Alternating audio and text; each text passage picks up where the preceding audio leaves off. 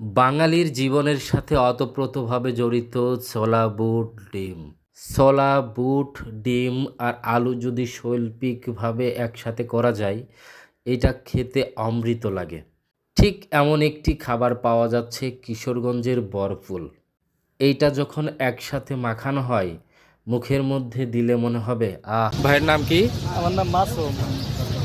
কতদিন ধরে আছেন এখানে? এইখানে অল্পই আপনার সব মিলে এখানে 2 বছর হয় না এখন, কিন্তু আগে ব্যবসা ছিল আমার ঢাকায়। বরফুলের সৌন্দর্যের সাথে খোলা মাঠে বসে যখন আপনি এই ছোলা খাবেন, মনে হবে আপনি ছোটবেলায় ফিরে গেছেন। এছাড়াও বিভিন্ন ধরনের মশলা সে ব্যবহার করে।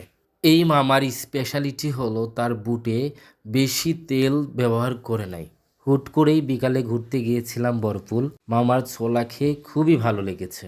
আপনারা একবার হলেও ট্রাই করতে পারেন। এই যে দেখুন, রেডি হয়ে গেছে আমাদের স্পেশাল বুট। এটাকে অনেকে ডিম বুট বলে, দেখতেও চমৎকার। দেখুন, তেলের পরিমাণে একদম কম।